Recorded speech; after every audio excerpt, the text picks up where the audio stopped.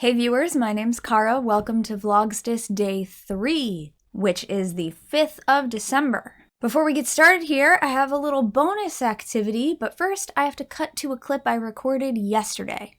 Okay, today is the 3rd. There was a Vlogstice video that went up today, but you're not going to see this until the next Vlogstice video 2 days from now. We are adding an activity. I got an advent calendar, but I got this on the 2nd, and that was after I had already recorded that day's Vlogstice video for the 3rd, which is today. So I didn't have it for that video when I was recording it. So we're gonna open the first 3 of these to catch up to where we are now in real time as I'm recording this. And then tomorrow, when I record the next Vlogstice video, we'll open the next couple. Now this is a scented candle advent calendar. I'm probably not going to keep 25 new candles, so I'll probably end up gifting some of these to my mom, my partner, my friends, but we're going to open them together, because that's kind of fun. Why not? I don't always have an advent calendar to open, and I can tell you this one is an instant headache when you open it if you're sensitive to fragrances, because 25 different complex fragrances in one box. Whew! It's a lot. So number 1. Okay, they don't have lids. I don't know why I thought they would have lids. That's probably why there's all the scents, because they don't have lids. We have a red jar. There's 5 colors that the jars could be, and this one is Winter Wonderland. It does smell nice, and the scent when you are directly smelling it is much more subtle than the cacophony coming out of the box. So Winter Wonderland, if we reference the back of the box, it tells us what the scents actually are. So I know obviously you can't smell it, so it's not that fun for you. So Winter Wonderland is, it's kind of spoilers because you know what all the scents are gonna be, because it's all in the back so that you can read the ingredients or the fragrances that make it up, but you don't know which one you're gonna get on which day. So Winter Wonderland is described as eucalyptus, apple, and mint. I think it's interesting that eucalyptus is part of anything described as a winter wonderland. I sort of get the apple. I don't know if I'm getting mint, but maybe when it's burned. So that's number 1. We got Winter Wonderland. Now, where is number 2? 2. Okay, it's kind of hard to see on the stripes. Number 2 is a green candle. I'm gonna smell it first. Okay, this one has like pine or fir, tree scent to it, which I love. This one is, frosted fir. Yep, that comes through for sure. Frosted fir is crisp snow, fresh mountain air, and eucalyptus. But it very clearly smells like pine, so it's interesting that it doesn't say pine on there. Fragrance science is weird. That smells like pine, but I guess it was just the scent of mountain. And then number 3, to bring us up to where we are right now as I'm recording, is another red one. The jar color options are red, green, navy blue, white. There's 2 different types of red. There's a bright red and a cranberry red. So like these 3 colors, white, and then like lighter red. Is this a darker red? It is. I think this is a slightly darker red than day 1. So day 3 is a darker red. Ooh, spicy. Ooh. Spicy, like cinnamon, clove, nutmeg, holiday spice, mulling spices. Okay, and it says, fair enough, cinnamon spice. But what's it gonna say on the back? Whoa, what is this word? Hang on, this is a word I don't know. Aldehydes and cyclamen and basil. Basil. Truthfully, all I'm smelling is a bunch of spices. I sort of get basil, but only because I know that it's there. It's listed there, but I don't think I really... What is aldehydes? All right, I'm looking at a perfume website talking about aldehydes and what they are in fragrance. There's hardly a fragrance in the world that exists without them. They are organic compounds present in many natural materials such as rose, vanilla, orange rind, pine essence, citronella, and cinnamon essential oil. They can be reproduced synthetically. Generally speaking, these chemical compounds provide a soapy, waxy, lemony, floral touch to a perfume formula. It just smells like spice. If you're a perfume connoisseur, let me know if you know about this kind of thing, because I don't. Oh, and then cyclamen. Cyclamen is a flower, right? Yeah, cyclamen is a type of flower. So the descriptions don't necessarily make sense to me, but they do smell good so far. And I think maybe I'm gonna leave this open for a while, maybe next to a partly open window, and help it air out a bit. Because they do smell really nice, but that first, like, opening the box and getting a nose full of 25 different scent blends at once is a lot. Anyway, take it away, me. Okay, so now we're back and it's time to open today's candles. And actually it's today the day I'm recording it and tomorrow the day you're seeing it. Today's the 4th. This video is for the 5th. I am doing them in advance so that they go up on the morning of the day that I want you to see them. Because otherwise, my schedule is so off, you wouldn't be seeing them until the evening of that day, and that's not how I want things to be. So anyway, we opened 1, 2, and 3. It's time to open 4 and 5, and that'll catch us up. So I'm taking back out 1, 2, and 3, set them aside. I did put them back overnight. So now we're looking for number 4 and number 5. Here's number 5, and there's 4. The stripy ones are really hard to see the little gold writing on. What's on my sweater? Oh, cat fur fuzz, always. Okay, number 4 is in a stripy box, and this is our first blue jar. I have no idea what this is. Vaguely vanilla? That would be a nice name. I have no idea. Oh, no, I disagree. This one is crackling embers. This does not smell like a fire. Oh, we have a cat. Nebula was jumping up behind the box. So this says that crackling embers is supposed to be aromatic, pine, and smoky. This doesn't smell like any of that. You know what did smell like that? The frosted fir. That smelled like pine, and it didn't say it had pine in it. I'm starting to think the stuff that's listed on the back is incorrect. I don't think my nose is that clogged today. Well, let's move on to the next one and see. So that was number 4. Number 5, it looks like, is in a white jar. Blue box, white jar. Looks like that side has the label, so I gotta hide it from myself. Ooh, oh, whoa, okay. This is sweet. It's giving me sort of marshmallowy vibes. Not quite baby powder. Yeah, I'm getting like soft, powdery. Like this could be a snow scent, I think, but I don't know. It's making me think marshmallow. And oh, haha. I swear I'm not looking at these. Toasted marshmallow. So some of them are coming through as what they say they're supposed to be, and other ones very much are not. Hello, ma'am? Yeah, so this one I would say is quite accurate. It doesn't smell exactly like a bag of marshmallows smells, but it comes through. It says toasted marshmallow is supposed to be coffee frappe, warm milk, and cedarwood. I'm not getting any of the wood, and I'm not getting any coffee. The warm milk makes sense. That's what I'm getting. So that's what we had. 4 and 5, crackling embers and toasted marshmallow. Agree, disagree.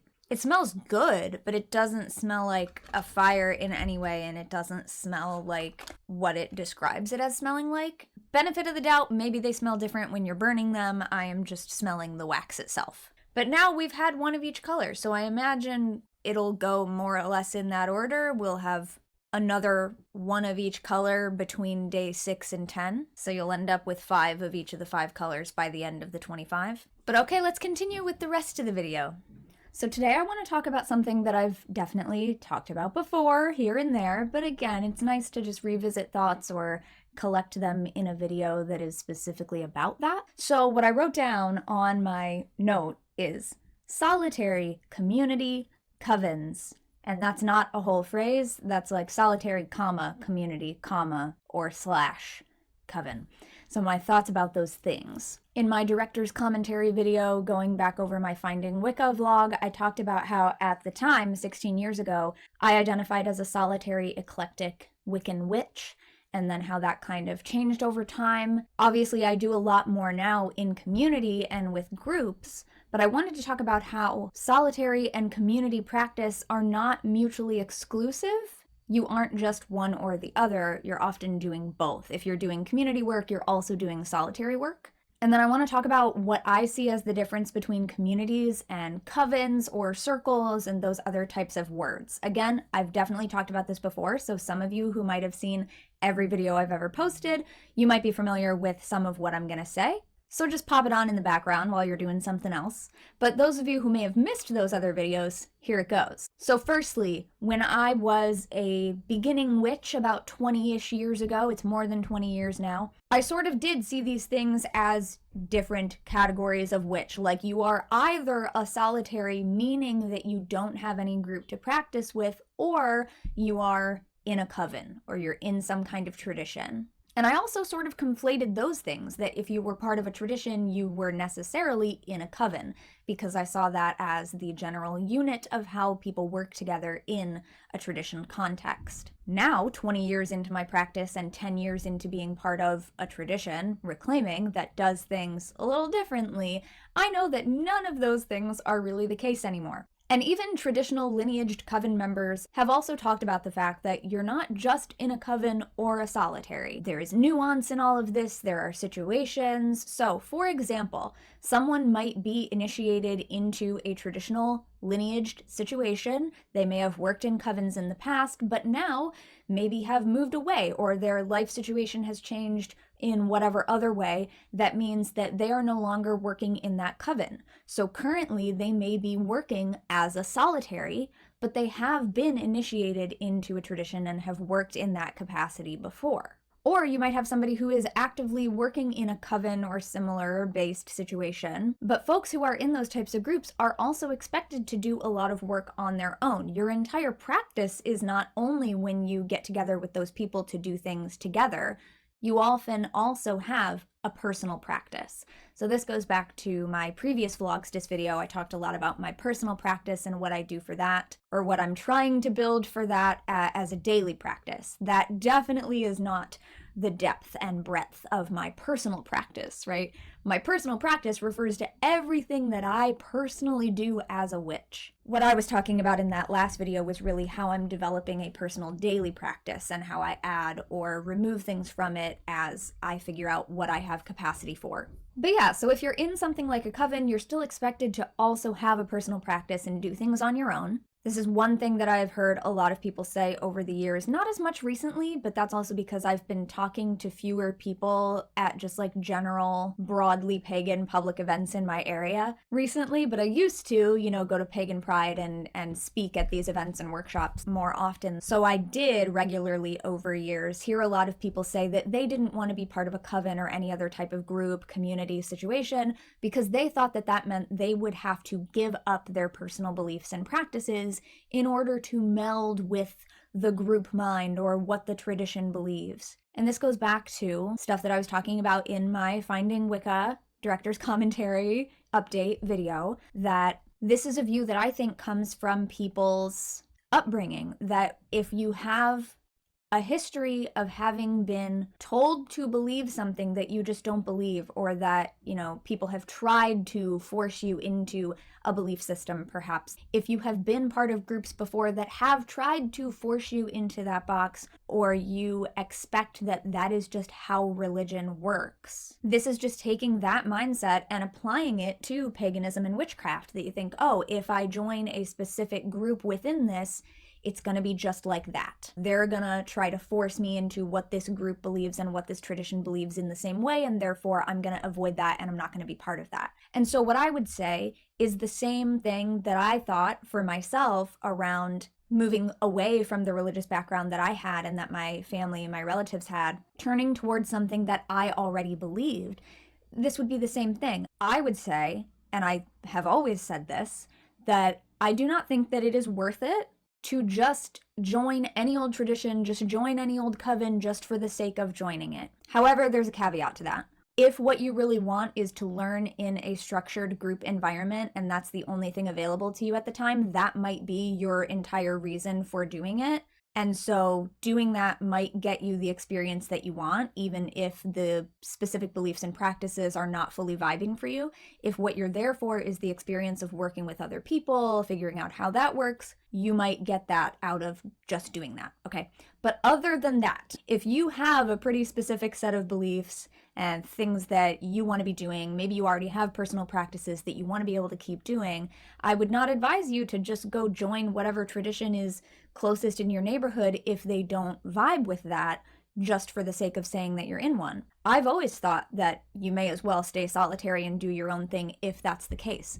However, that doesn't mean that there aren't other traditions out there that either A, already have practices that are closer to what you're doing, and so you can just enjoy doing them with other people, or B, have a loose enough structure in what they're doing in group practice that you can still do what you're doing and, do something that might be a step removed, but that is kind of, everybody in the group has all different practices, and you have an additional practice that is melding and the, common ground between all of you that you choose to do together. And that's something that you can have in addition to your personal practice. You would have your personal practice and your community practice. And those might not look exactly the same, but that community practice might be something that is still really fulfilling to you, and that there's a little thread of connection there for you because it's combined by everyone in the group who's choosing to do that together, right? So if you're looking to do something in person,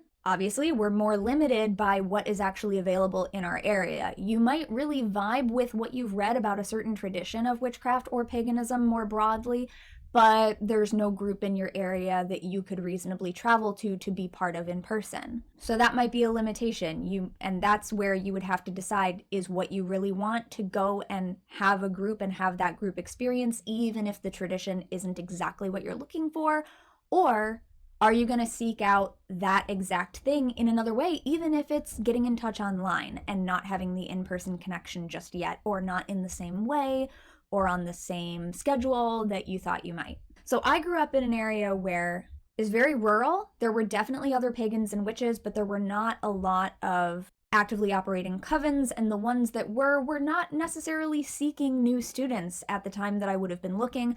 I personally didn't vibe with any of them to be a tradition that I really wanted to step into, but there were some that I had friends who were part of, and so I attended some of their rituals as a guest.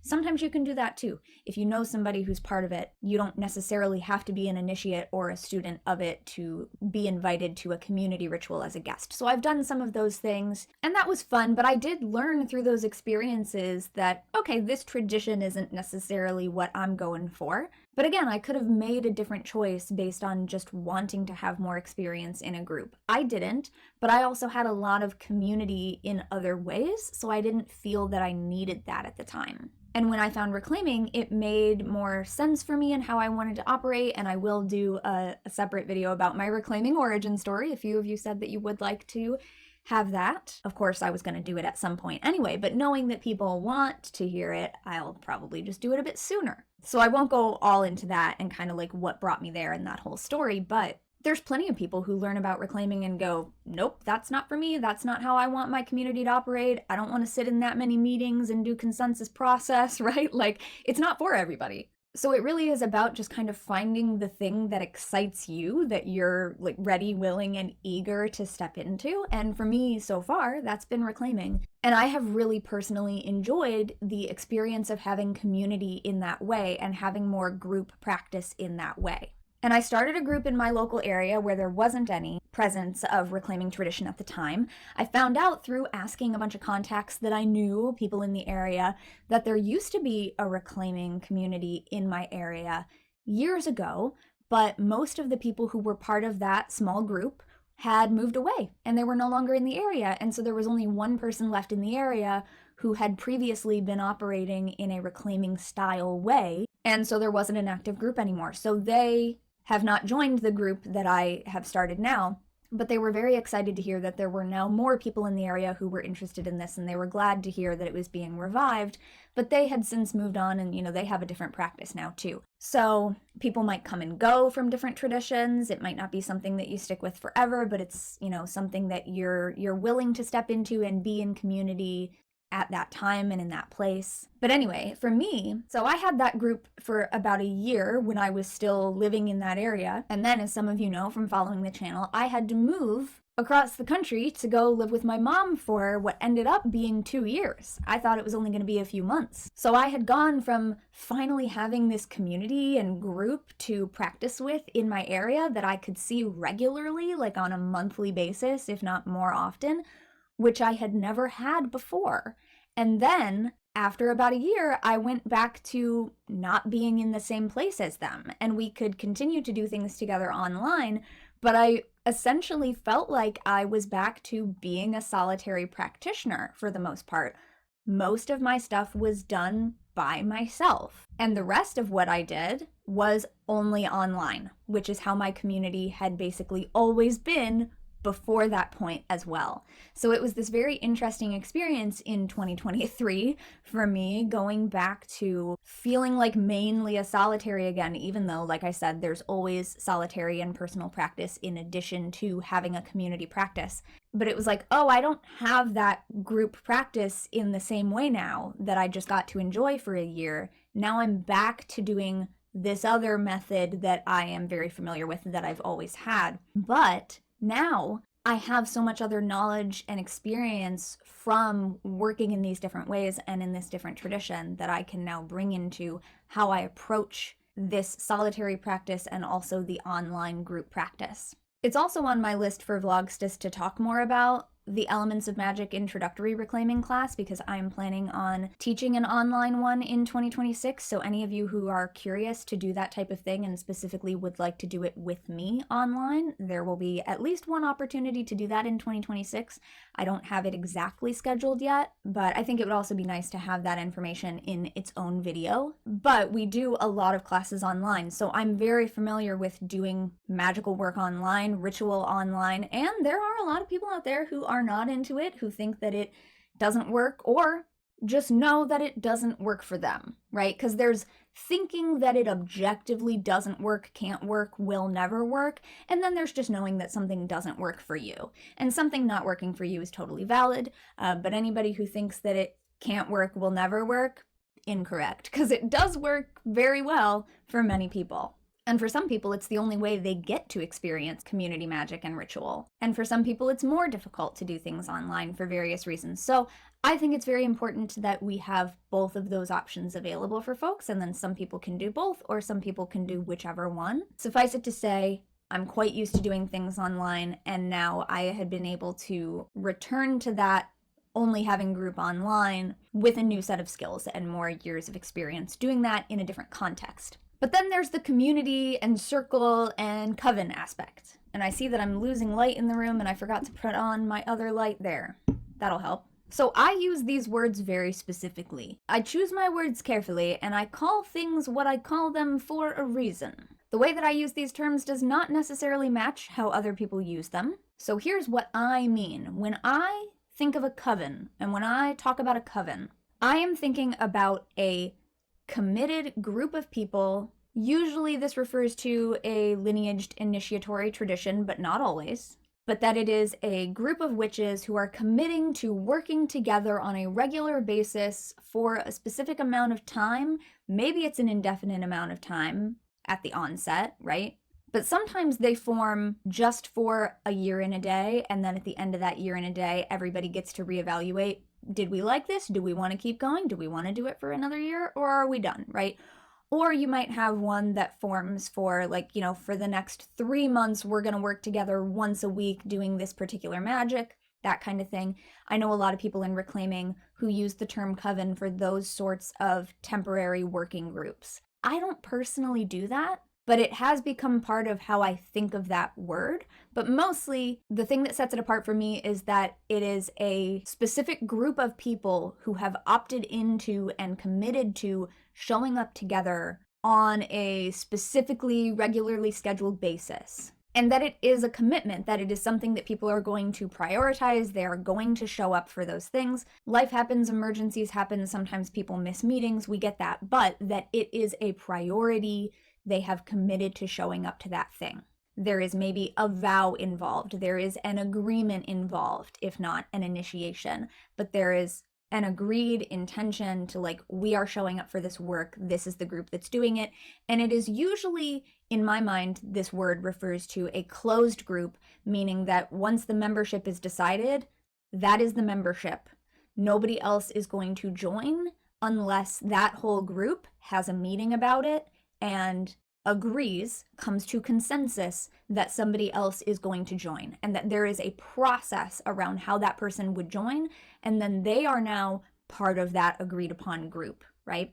As opposed to something that is quite similar but is more open. It's a little bit more like people might come and go. There's less, maybe not less commitment, or at least definitely not for everybody in the group, but there's less expectation of showing up, I guess, is kind of what I refer to as a circle. So I often refer to the group that I have as my circle, which is just kind of an easier way to talk about it that'll still let people know, like, it's a semi-regular group of people who I work with regularly, but it's not as committed and intentional as what I would call a coven. For me personally, what I really refer to my group as is that it is a community. It's a wider community. But I use that term for a lot of things, right? Like there's the reclaiming community, which refers to everybody who's part of the tradition worldwide.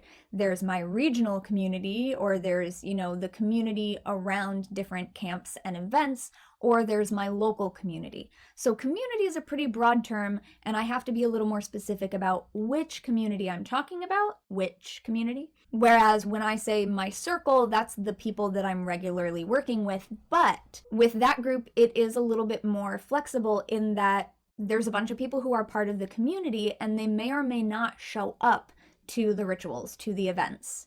And over time, we kind of notice the pattern of who is going to tend to show up. There's like 4 or 5 of us who regularly attend things, but there's another 5 or so people who may or may not show up to things. And it's also the sort of thing where like we might plan something, but then when it comes down to it, people might just decide that they don't feel like showing up that day. And again, shit happens. Of course, there's sometimes going to be times that you cannot make it to a thing. You're sick. Somebody's in the hospital. Your car broke down, whatever. There's like things that come up. But what I mean is the emotional connection difference of like something has come up that is completely blocking me from being able to go to this thing that I really want to go to, committed to be there, versus this thing that's like, I like to be there when I can, but also like, I'd rather just stay home and watch a movie. And it's not like you can't go, you just kind of don't feel like going, so you don't. That's the difference to me, like the emotional commitment in a way. So we've designed it as more of an open, flexible circle situation on purpose because there's a lot of people who are still learning and just kind of figuring out how all of this works for them. And it didn't feel appropriate to expect anybody to make that kind of commitment at that time or even now. So it's on purpose. I'm not saying that this is a bad thing. I'm just trying to really illustrate for you the difference in how I use those terms. So I have not ever to this day been part of something that I would consider a coven. I have been part of many circles. And I know people who are part of covens who probably would not define what makes their coven a coven in the same way. This is very much a personal expectation. But for me, there is this feeling of difference that what I have and what I have experienced and what I've been part of leadership for in community are circles, are working groups that work together on specific magic for a certain amount of time. And some people refer to that as a coven. I would call it a circle, or I would just call it a working group. But other people might look at that and say, that's a coven. So when people ask me about being in a coven or not, and is my community a coven or not, I have to step back and first ask them, what do you think a coven is? Or like, what do you mean when you ask me that? Because I think a lot of people just think a coven is the word that means a group of witches working together, in which case, yeah, I do that all the time. I've done that a lot of times with many different people at many different times, though, is the thing. Whereas I see a coven as a specifically dedicated group of people. It's the same people working together on a regular basis, that kind of thing. So I don't call any group that I'm currently part of a coven, but I am part of many different overlapping communities. I am part of some things that I would call circles just because it's an easy way to talk about them. Like, oh, I met up with my circle last week and we did this. But otherwise, it's an open community. It's sort of open weave in the sense that people come, people go. There's not a really rigid expectation of attendance or anything like that, which sometimes makes it hard to do things. So if you are part of even a casual circle type environment, it does still matter that you show up.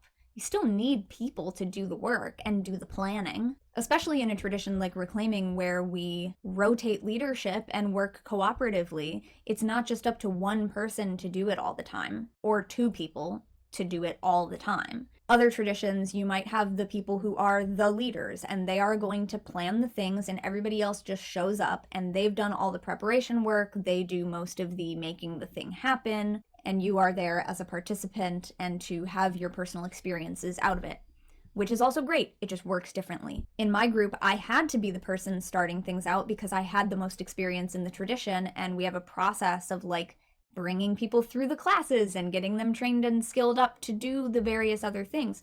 And so once people have the experience and they've been taught how to do things, they've been able to practice it, then they can step up and say, okay, I'm going to facilitate the next meeting. I'm going to plan the next ritual. Who wants to do that with me?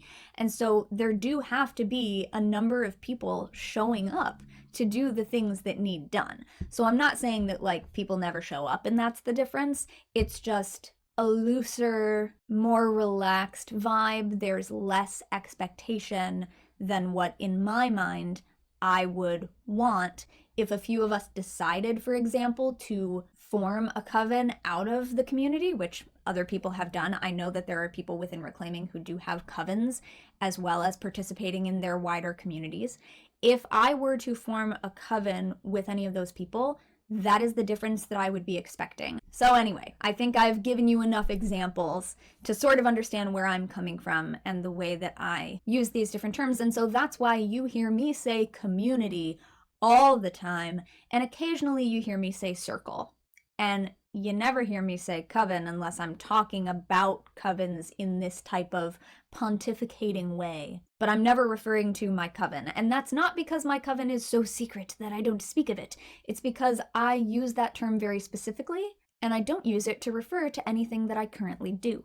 I do also think, because I have heard from so many other people, inquiring about these types of things, heard from seekers asking about these things, I do think that that word does still have a very strong connotation for many people with traditional lineaged initiatory traditions, like traditional forms of Wicca, things like that, which I am not a part of. And so I feel like if I use those terms and that's what somebody thinks, it would be misrepresenting what I'm doing. And that's why I like to ask, what do you mean by coven? Because for most people who are not part of my communities, most people like off the street sort of talking to me, the equivalent of just like they've heard about this thing online and they want to know about it. Or literally I run into somebody in the store or at an airport or something and they see me wearing a pentacle and they're like, hey, are you a witch? Tell me about this. It's literally happened to me. And actually, I paraphrased that. Most people do not ask me, are you a witch? 98% of people say, are you Wiccan? Because that's the thing that everybody knows about. And that's also why I think when they're talking about a coven,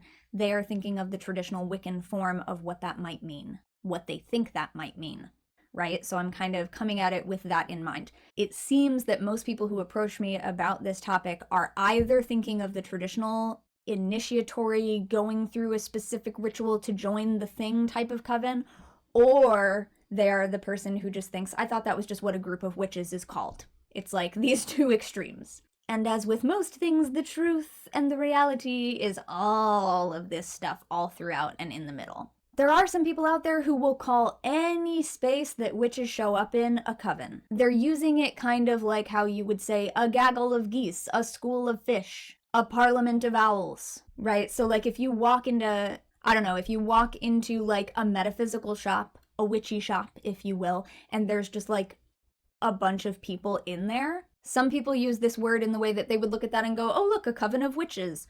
Those people might not even know each other. They're all just in a store. But in that person's mind, a group of witches is called a coven in the same way that a grouping of sheep is called a flock. Okay, that's not how I use this word, but that is how some people use the word. Some people also use it like there are people who call their email list their coven. I don't do that. That's not a coven in my mind. For various reasons, that's not a coven in my mind. So I don't use this word in those ways, and a lot of people are using it in so many ways that I just feel do not represent how I think of that word, and so I just tend to not use it. So how do I identify these days? I call myself a pagan witch, and I've started doing that also because there are so many people who call themselves witches who the belief aspect of it is not part of it for them. I've talked about religious versus spiritual in the past. I am both. I am religious and spiritual. Witchcraft is my religion. I have a whole other thing about that I won't go into now, but I've talked about it before. I've posted about it before. So I've started calling myself a pagan witch to sort of, I don't know, formulate this idea for people that like there's more to it than just the witchy aesthetic or just the spellcraft. Because even though that's not necessarily what pagan means, and there are plenty of pagans who also don't particularly have much of a practice or anything like that too, people who know like just slightly enough about the terms, I feel like putting those words together has helped to give a little bit more like, oh, there's something else to this that I need out of it. You know, like I think that more people do associate the word pagan with belief in polytheism, with belief in many gods, which is part of my practice, and working with deity, and those sort of things that some people think of as the religious aspect of it. Witches work with deities too, though, is the thing. So I could just call myself a witch, and that feels whole to me. It really does. Primarily, intrinsically, I am a witch. What other people think when they hear that word may be many, many different things, but that word does encompass the entirety of what I feel I need in my own body and in my own knowing about what that word evokes for me. That is the only word necessary. But because communication, and I'm recording this when we're at the full moon in Gemini, so communication, big thing here, how we communicate ideas to others, because when we speak about these things, that's what we're doing, I often need more words. Because that one word means one thing in my body and many things to many people. So like online, when I'm writing my bios and things like that, I describe myself most succinctly as a pagan witch. And if I want to get specific about the tradition that I affiliate with, I say that I am a reclaiming witch. Am I a solitary? Am I not? Yes, and I do community work and I do solitary work. So I no longer feel that that is something that I need to specify in the way that I identify.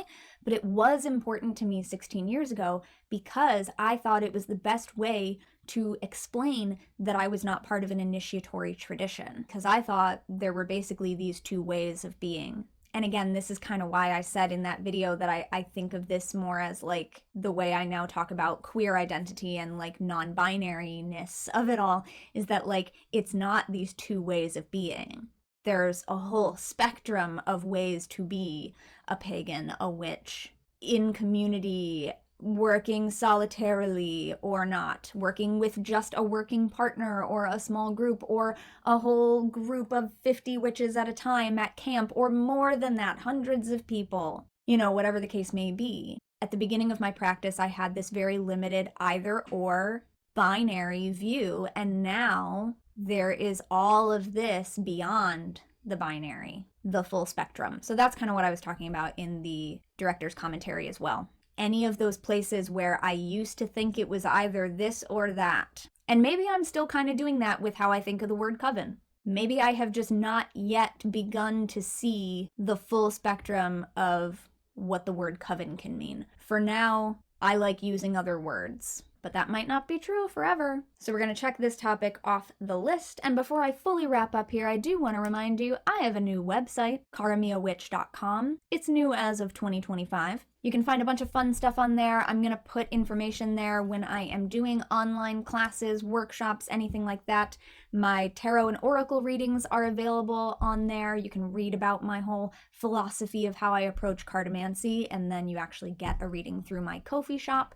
You can also tip me on Ko-fi. If you don't want to become a monthly supporter on Patreon or Ko-fi and join the Discord server that is involved with that, you can also just send me a one-off tip here and there, little holiday gift, little birthday gift at that time of the year, you know, whatever. You can do that on Ko-fi, which is part of the reason I like it. And the readings are actually through that shop, but there's more information about like how I approach reading and divination on the website. So if you've never worked with me in that capacity before, I do recommend you go through the website, read a little bit there first, as you make your decision about whether you want to work with me as a reader. When I have live calls and chats and mentoring and stuff like that available, again, that will also be on that website. So bookmark it. It's in the links in the descriptions of my videos. But you know, get in the habit of checking there if you want to know what's going on. And also, if you want to get email updates, there are links all over the website for you to sign up for email updates. It will not be super often. It's very DIY. I'm not paying for an email service. I am actually like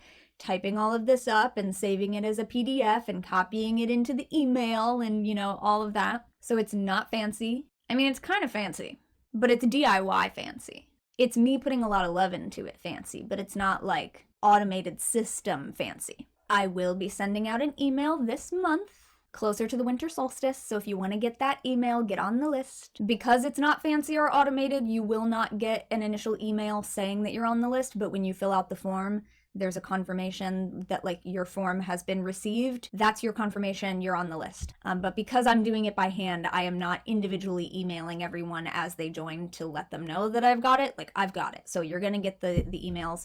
My plan is to do them at least seasonally. So you'll get at least 4 emails from me throughout the year, just updating you on what I'm up to. And especially if there's any like online offerings that I'm doing. But like, it might be monthly.